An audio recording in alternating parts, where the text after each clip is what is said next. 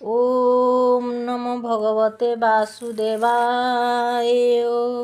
तृतीयोऽध्याय। नारदोवाच शृण पाण्डवचूडामणि हिरण्यकशिपु काहाणी अनुज मरणर तापे मनासी ଯାହା କଲା ତପେ ହେବି ମୁଁ ଅଜୟ ଅମର ତପେ ତୋଷିଲେ ବେଦବର ଗୃହ ଉପେକ୍ଷିତ ପର୍ଥେ ମିଳିଲା ମନ୍ଦର ପର୍ବତେ ରହି ପର୍ବତ କୋଟ ମଧ୍ୟେ ତପସ୍ୟା କଲା ଯୋଗ ବାଦେ ହୋଇବି ତ୍ରିଭୁବନେ ରାଜା ସର୍ବେ ହୋଇବେ ମୋର ପ୍ରଜା ଏମନ୍ତ ତୃଷ୍ଣା କରି ମନେ ରହିଲା ନିଶ୍ଚଳ ଆସନେ ଊର୍ଦ୍ଧ୍ୱେ ସେ ବେନି କର ତୋଳି ଗଗନେ ଚାହିଁଲା ନିରୋଳି ପାଦ ଅଙ୍ଗୁଷ୍ଠି ମୋହି ଚାପି ଦେହେ ରହିଲା ଶୂନ୍ୟ ବ୍ୟାପୀ ପିଙ୍ଗଳ ଜଟା ଶିରେ ସାଜେ ପ୍ରଳୟର ବିପ୍ରାୟ ତେଜେ ବାହାର ଘୋର ତପ ଚାହିଁ ଶୂନ୍ୟେ ମିଳିଲେ ଦେବେ ଯାଇ ସତେ ବରଷ ବେଦ ମତେ ତପେ ରହିଲା ଦୃଢ଼ ଚିତେ କ୍ରୁଧା ପିଶାଚା କଲା ଦୂର କେବଳ ପବନ ଆହାର ତୋ ମୁଣ୍ଡୁ ତା ମୁଣ୍ଡୁ ଅଗ୍ନି ହୋଇ ଜାତ ଧୂମରେ ପୂରିଲା ଜଗତ ସେ ଅଗ୍ନି ଅଧ ଊର୍ଦ୍ଧ୍ୱେ ବ୍ୟାପେ ଜଗତ କମ୍ପେ ତାର ତାପେ ନଦୀ ସମୁଦ୍ର ଦିଗ ପୁରୀ କମ୍ପିଲେ ମହାଭୟ କରି ଗଗନୁ ଗ୍ରହ ତାରା ତ୍ରାସେ ଖସି ପଡ଼ିଲେ ଦଶ ଦିଶେ ଦେବେ କମ୍ପିଲେ ତାହା ଦେଖି ସଭଏ ସରଗ ଉପେକ୍ଷି ଭୟେ କମ୍ପିଲେ ଏକେ ଏକେ ସର୍ବେ ମିଳିଲେ ବ୍ରହ୍ମଲୋକେ ବ୍ରହ୍ମାଚରଣେ ପ୍ରଣମିଲେ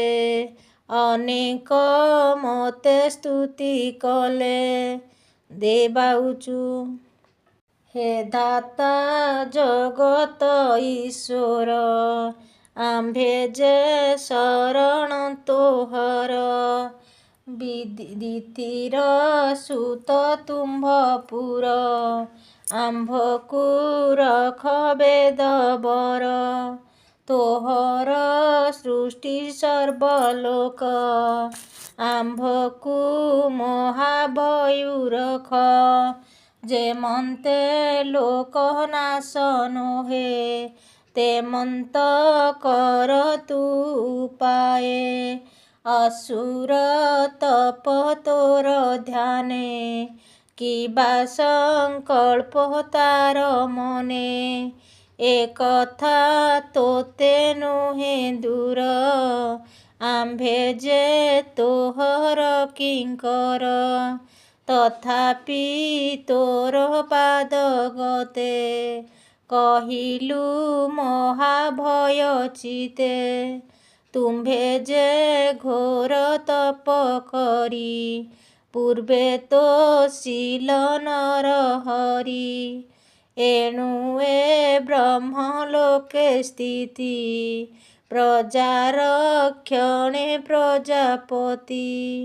ଏ ବଳବନ୍ତ କାଳ ଭଳେ ଏ ଘୋର ସମାଧି ନିଶ୍ଚଳେ ଅନେକ ଜନ୍ମ କରି ତପ ସାଧ୍ୟ କରିବ ତିନି ଲୋକ। ଏବେ ବିଚାରି ସତ୍ୟ ଲୋକେ ତୁମ୍ଭେ ରହିଲ ଆତ୍ମ ସୁଖେ ବ୍ରହ୍ମାଣ୍ଡ ସୃଜିବାର ଅର୍ଥେ ଶ୍ରେୟ ବିଭୂତି ନାମ ଯୁକ୍ତେ ଏମନ୍ତ ଦେବ ବାକ୍ୟ ଶୁଣି ସଙ୍ଗତ ଭୃଙ୍ଗୁ ଦକ୍ଷ ଘେନି ଅପର ଯେତେ ବ୍ରହ୍ମ ମୁନି ସଙ୍ଗତେ ଘେନି ପଦ୍ମ ଯୋନି ଆତ୍ମା କୁଶଳ ମନେ ଭାଳି ଦୈତ୍ୟର ଉପସ୍ଥାନେ ମିଳି ଦେଖିଲେ ଅସୁର ଶରୀର ସ୍ୱଭାବେ ଅତି ଭୟଙ୍କର ତପସାଧନେ କ୍ଷୀଣକାୟ ମାଂସ ଶୋଣିତ ଶୁଷ୍କ ପ୍ରାୟ କେବଳ ଅସ୍ଥି ଚର୍ମ ଅଛି ବାଲ୍ମୀକେ ବ୍ୟାପିତ ହୋଇଛି ତାହାର ତପେ ଅତିରେକେ ହେଲେ ତାପିତ ତିନି ଲୋକେ ଦେହ ନ ଦିଶେ ଗୁମ୍ଳ ତୃଣେ ମେଘ ଆବୃତ୍ତି ରହି ଯେହ୍ନେ ଏମନ୍ତ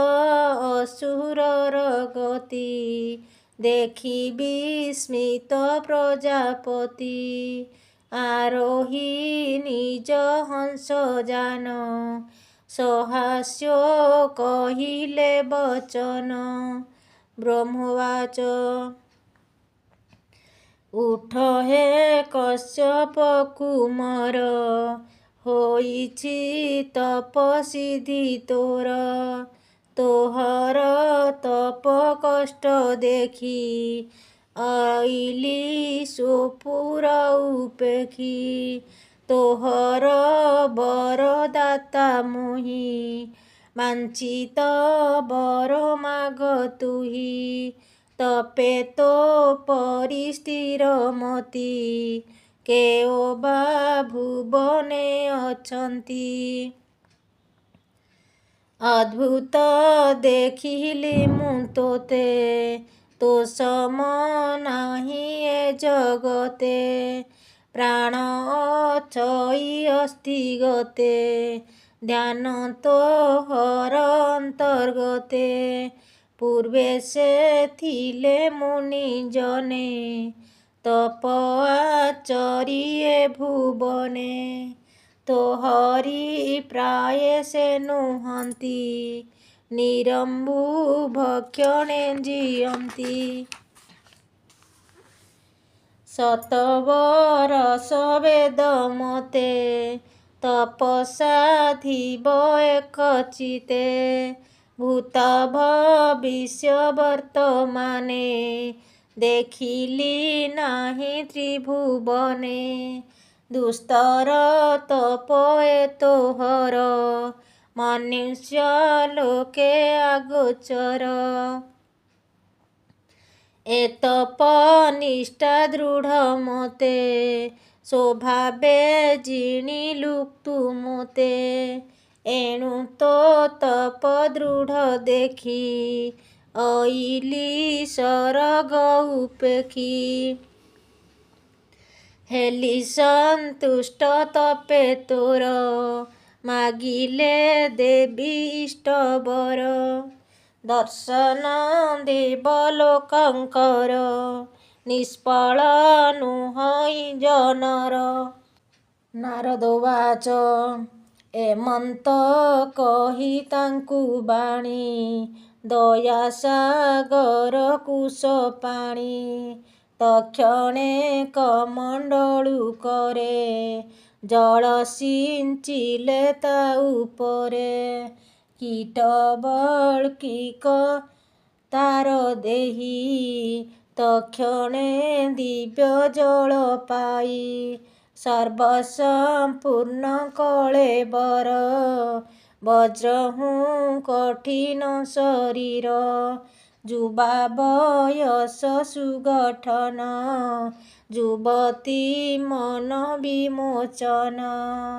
ତପ୍ତ କାଞ୍ଚନ ପ୍ରାୟ ଦେହି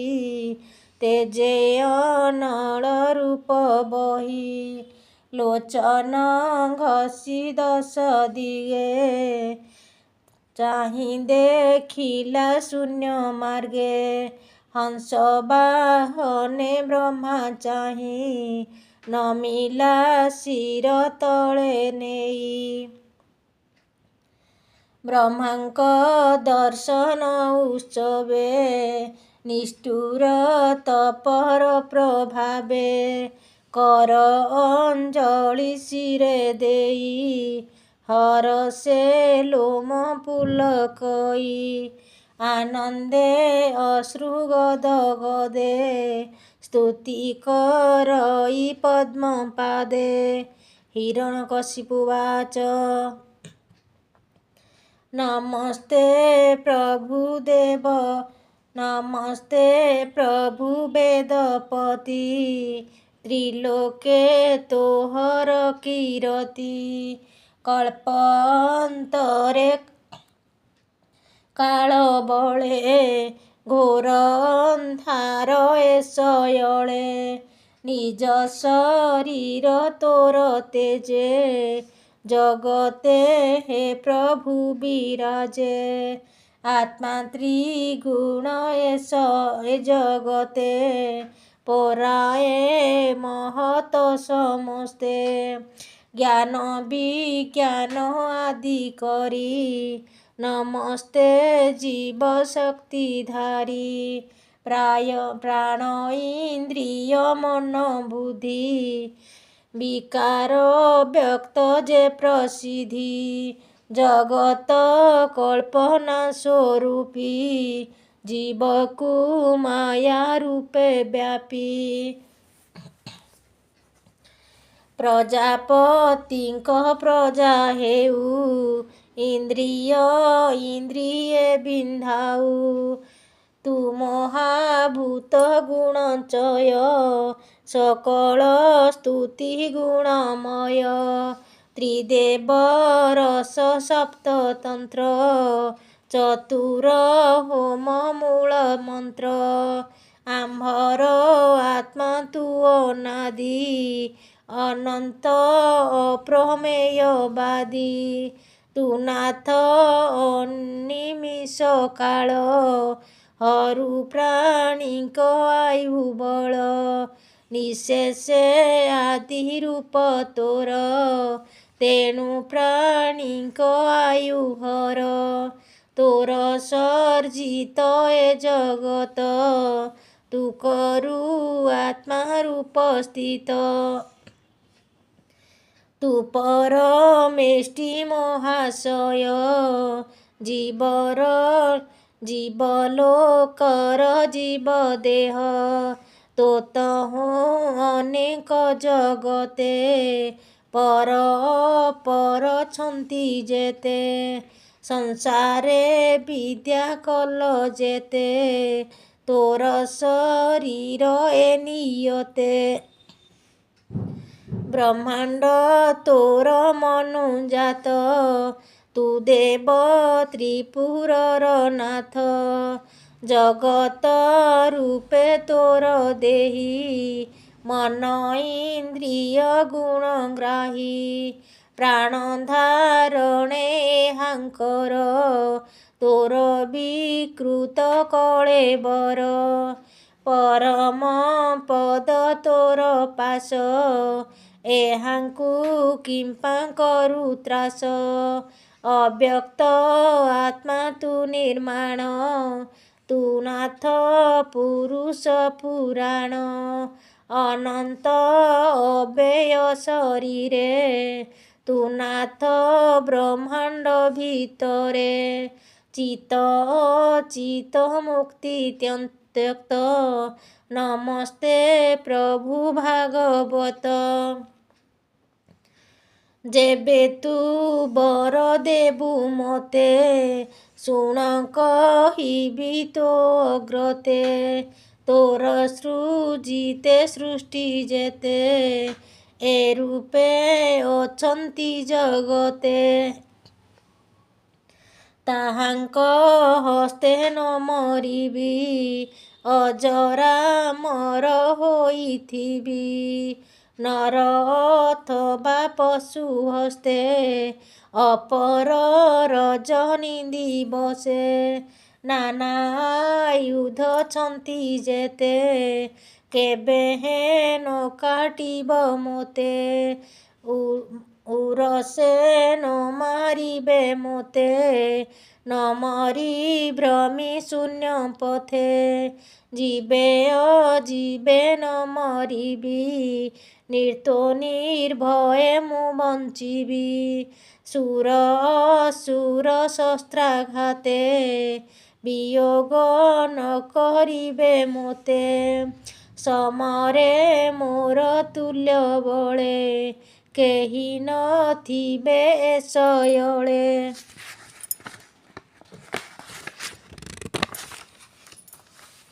ହୋଇବି ତ୍ରିଭୁବନେ ରାଜା ସର୍ବେ କରିବେ ମୋତେ ପୂଜା